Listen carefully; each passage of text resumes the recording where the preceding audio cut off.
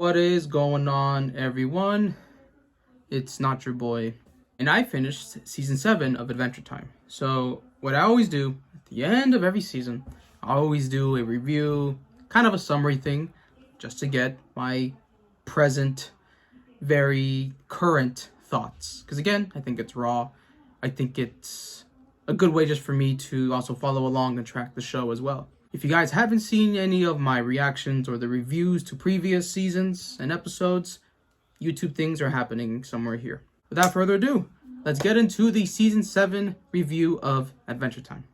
After a vast journey of Seasons 5 and 6, Season 7 returns to its staple 26-episode batch, which allows for the series to potentially get back to a more cohesive and direct package, as the previous season suffered from the lack of separation and monstrous amounts of episodes. Season 7 might just be the best season of my journey thus far. The episode and arc structure and tone changes throughout the season is stupendous. The storytelling is phenomenal. Its quality consistent to a fault, and is almost without a blemish.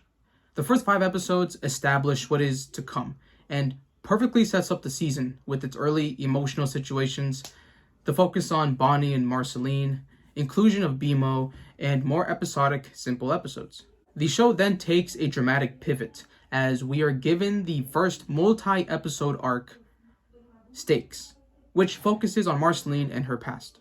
In my experience, I felt this sudden mass amounts of episodes was kind of overwhelming.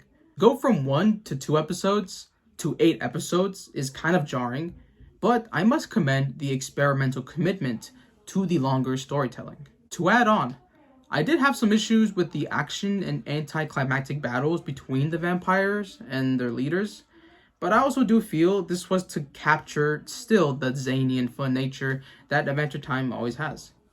Regardless, I felt they still stuck the landing and created a compelling story that was satisfying and finally gave Marceline, vampires, and Bonnie much needed development. After Stakes, the storytelling force continues as we get the best and my favorite development from Season 7, the 2-part The More You Mow, The Mo You Know. That's hard to say. That involves BMO returning to the Mo world and that entire operation. There's actually some brilliant breakthroughs and topics that this part tackles with identity, love, adulthood, parallels, and our intended path, which I didn't expect from BMO. After the phenomenal special, the show goes episodic and has a slice of life approach. Usually this part would be seen as a weak point, but I felt it was inserted at the perfect time, as we just got roughly 15 episodes of stories and depth. It felt cozy and much needed. The only big issue I have here is episode 22, Scamps. This episode is one of the worst in the series, and it's slotted awkwardly. Had they switched this and King's Ransom, or even just cut this out completely, the transition of episodes and direction would have been perfect. What might be close to perfection, though, is the way the season ends, and it's the final 4 episodes. This instantly becomes some of the best ways a season has ended, probably since season 2, 3, and 4. With a revisiting of the epic and creative Farmland saga, Finn having a vital character development eureka moment, being introduced to a new potential lover and character, where Finn showcases maturity, and a revealing but mellow ending that involves PB and her citizens.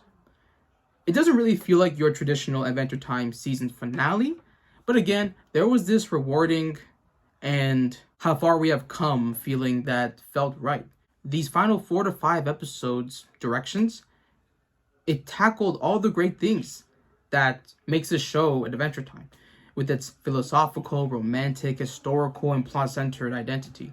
The most impressive and rewarding I have felt on my journey thus far. Plot and world. We pick up from the season 6 finale, where Princess Bubble, Bonnie, is living her best life at the cabin. King Ooh continues to be a horrible leader and wants to profit off the water system. He releases a creature that was responsible for the energy and the water in the city. It's revealed that this is Bonnie's brother, who can be complicated to handle, so she keeps him here after learning about the bubble's origin. Marcy and Bonnie go on an adventure as there is a varmint infestation that is eating her crops. This becomes a down memory lane moment for the two, revisiting sites and bits of their history. Still, there is a pullback and tease, but it's so nice. Then we get one of the most emotional scenes in the series when Bonnie just breaks down about being a failure and losing everything in her life. Then we have a surprising story of the aftermath of Root Beer Guy with Cherry Cream Soda, as she deals with the grief of Root Beer Guy and has troubles with marriage because of it, and with his revival. BMO's mirror friend creates a psychological thriller episode as Football avoids going back to the mirror. We now enter Stakes, the 8-part arc that is centered around Marceline wanting to rid of her vampire powers. Her past returns with the Vampire King and other vampires she battled many years ago. We see her timeline of her life. She was with her mom, with Simon, on her own, making friends after being judged, and where she had the confrontation with the Hive. Marceline wanted to slay vampires because she wanted to eliminate threats to Simon, who was most likely still out there at the time. VP, Vampire King, and Marceline, they agree on a deal that she will inherit the vampire powers to keep the species alive. So the reason for her existing for those 1,000 years is because she was protecting Simon. When she had her powers removed from PB and that extraction device, this revived the last vampire species, or that vampire hive. The crew goes and defeats the vampires in Scott Pilgrim fashion. The Vampire King's resolve this entire time was to start new and break from the murderous and stagnant cycle. Marceline is stubborn about this, but agrees eventually. So, VP will get purified and get out of being a vampire. The purification goes off without a hitch, until an exhausted BMO and Sleepy Jake drop the remains of the extraction, which summons the powerful essence of the Vampire King. Now Marceline is done, but has a sweet encounter with the Ice King that motivates her to push forward and stop the essence by absorbing it, which means she's back to being a vampire.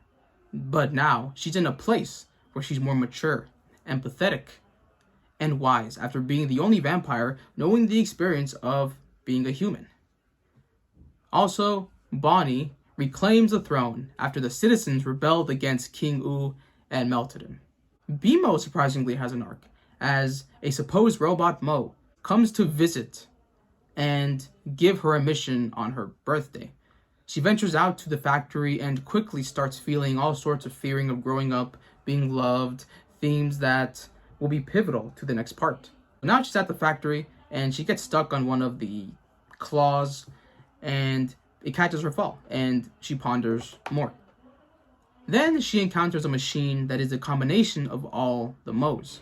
On the other end, Finn and Jake are dealing with Mo, who is cramping their style and at times awkward, but they eventually buy into him. Back at the factory, the Mo machine was conceived from a signal that made all the Mo's jump into the trash chute.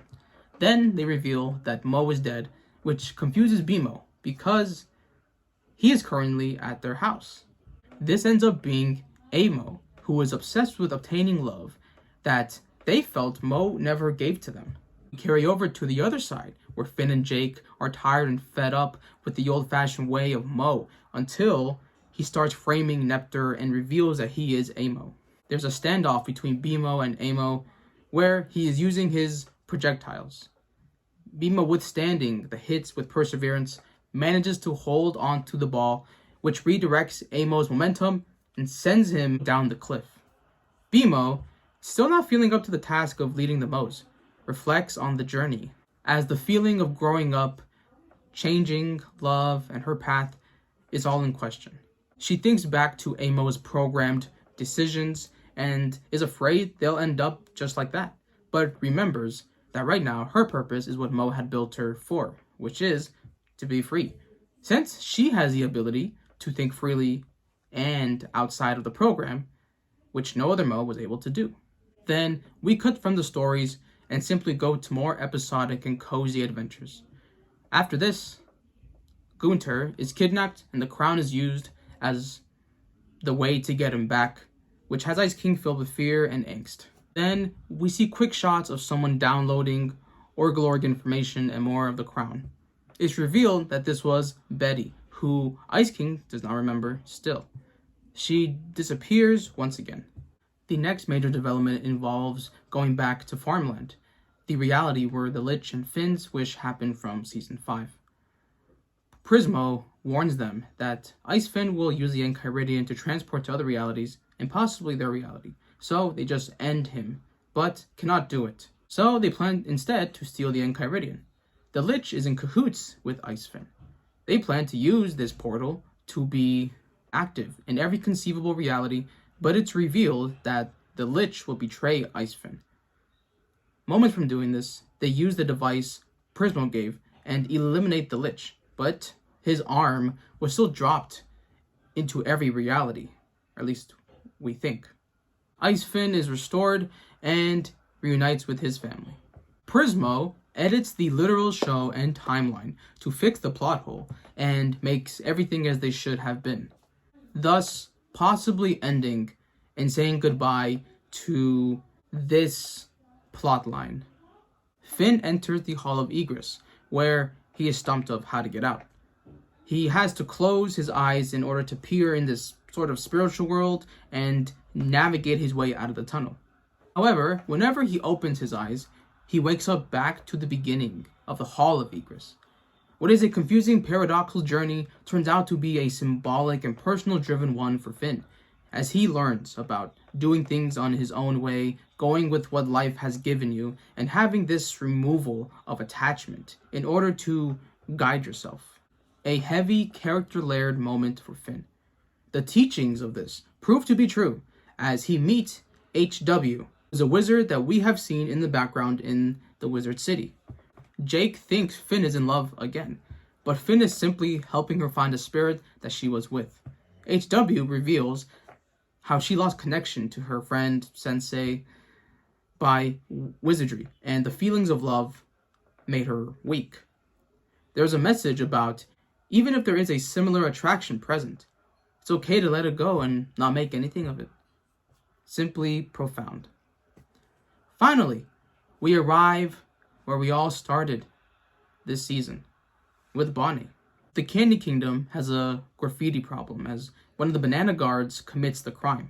We are shown the dynamic and fear that the workers have of Princess Bubblegum.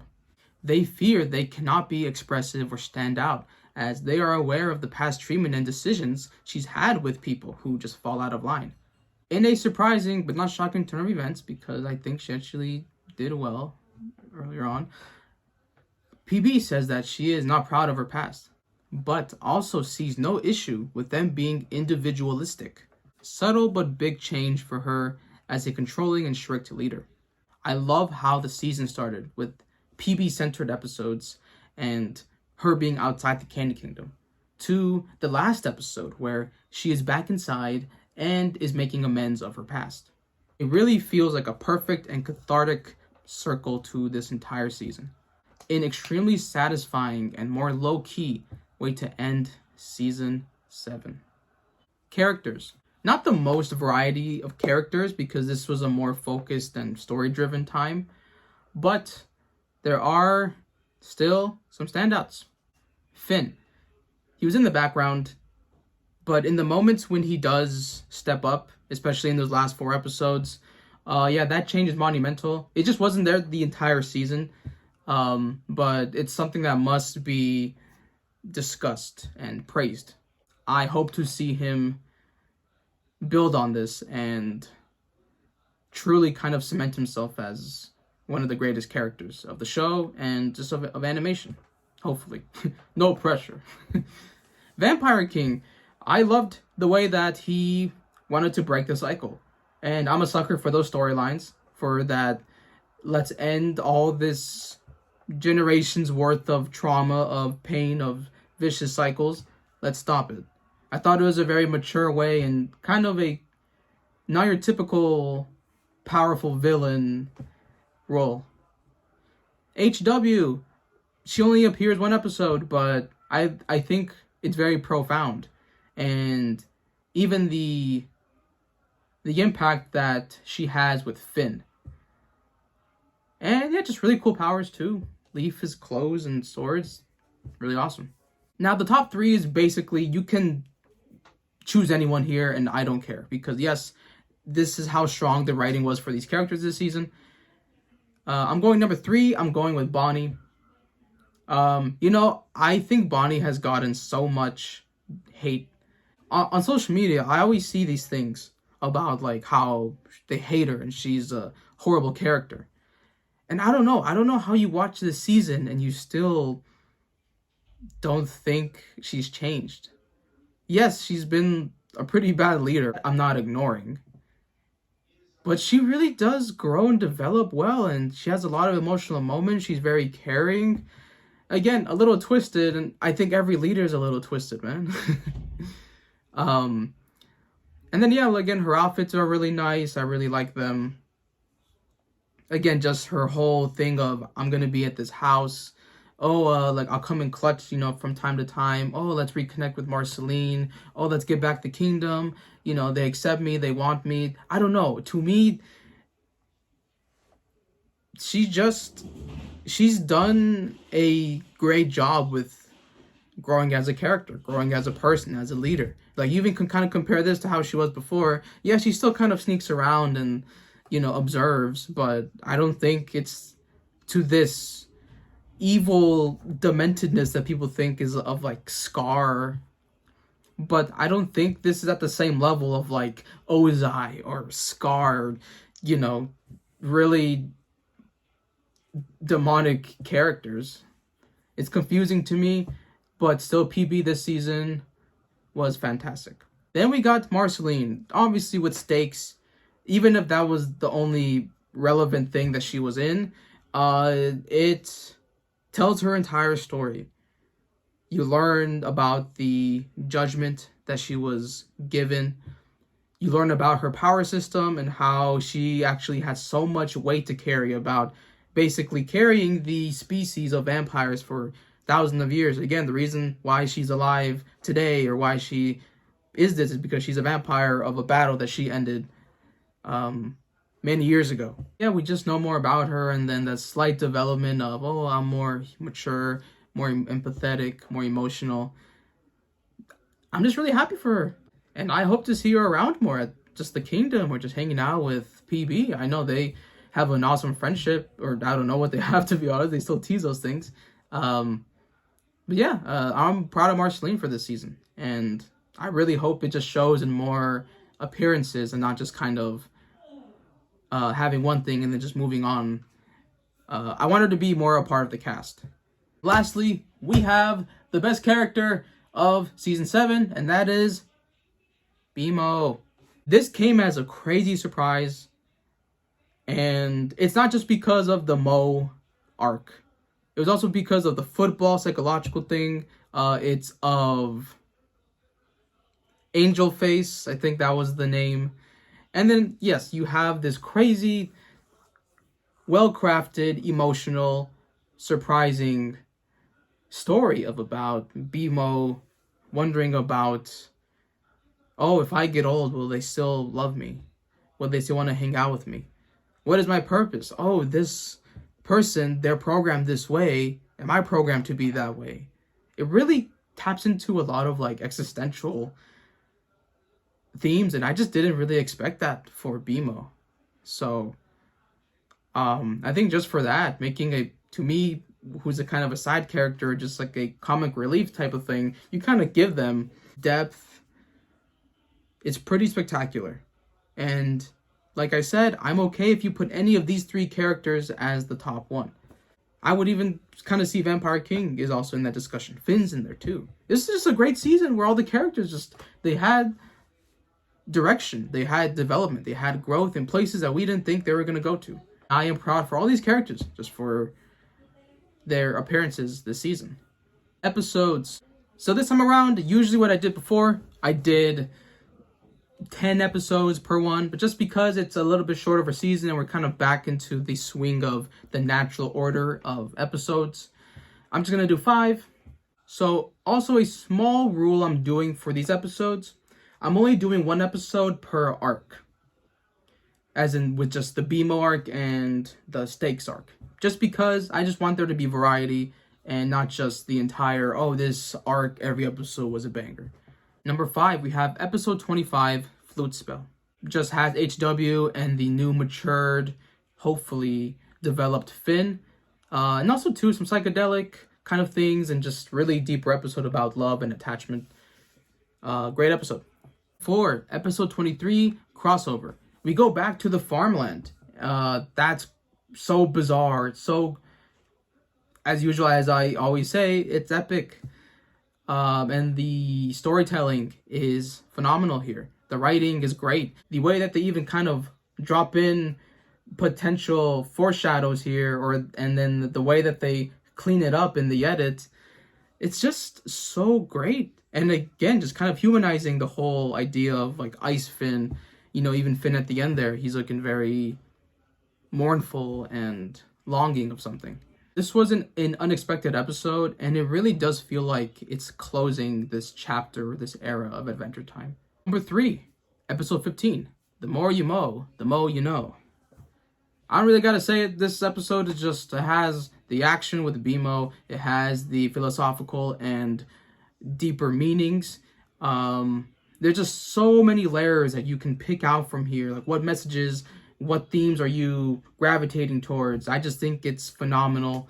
Number 2, episode 7, Everything Stays. This was the one where we see what Marceline has been doing. Not even doing. We see her entire lifetime. We even see that Easter egg where Simon is recording that tape that we had seen in Holly Jolly. So we're taking it really back to right there. And then we just kind of see how, you know, throughout time, she grows without him and she's always worrying about him. And she's still trying to develop and learn about the world and the judgment that's there. We even see things of her mom and the singing. It's so beautiful. It's so well crafted. And it's also the best episode of the Stakes 8-part arc. Honorable mentions before we get to number 1. King's Ransom. I loved the panic of Ice King for Gunther and just that Betty last 5-second things that gave me straight vibes to the Bear episode, and then suddenly, you know, the Lich has the Enchiridion. Football, very psychological thriller, if I've ever seen it. Just taps into those things that I love when it comes to topics and genres. So really fun to see that, and again, just surprisingly deep. And finally, we have the Hall of Egress, an episode that I think will take time for me to really appreciate, because I think there was a lot of, sorry for my language, mindfuckery in there. But I can definitely see where the tone shift for Finn is, and if I do see it in his character and his actions and his behaviors, just like we saw in the next episode, this episode is probably going to grow to be an S-tier episode for sure. And number 1, we have episode 2, Varmints. This one struck an emotional chord for me because I loved the wholesomeness of just PB, just there's pumpkins, oh, Marceline, oh, why didn't you tell me? So there's like a weird distance. There's a very natural disconnect between the two, but again, they're all-time friends, and the episode, they're just kind of going back to where they were in the past or when they first met. It's just really cute, it's cozy, it's warm. I just love it. And then we have the more emotional turmoil with PB. She's fed up. The stick finally broke the camel's back. She just feels like a failure for everything in her life. She's lost everything. She just breaks down over a little hat. And I know in life, that's the way that things are when we bottle up, when we pretend we're okay, when we don't want to accept that things are falling apart.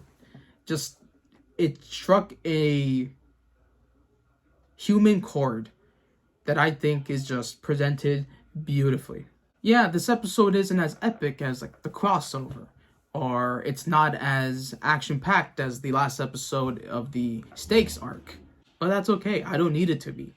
It just hit, and I just think it's the best episode of Season 7. Final overall impressions.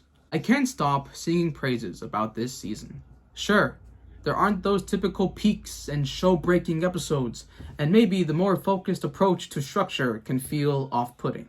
But this entire season is the best combination of consistency, experimentation, balance, and quality to date. Usually, I have more to say when I am closing out, but I don't. I'm that confident and satisfied with the season. I am curious how they will structure the last 25, 26 episode season, which is the next season. If we will see arcs with more episodes like in the Stakes, and the plot as per usual with Betty, Lich, Finn's growth. I will always wonder what the series had in store after venturing into different realities, the Comet, 1000 Years, the Lich. I'm always excited for what's to come, but now I am especially excited. It really does feel like we're saying goodbye to the Adventure Time that we've kind of grown with. And now it seems like it's really a new chapter, a new era. I am giving Season 7 a 9 out of 10. Well, that's going to be it for me. I will see you in Season 8. See you there.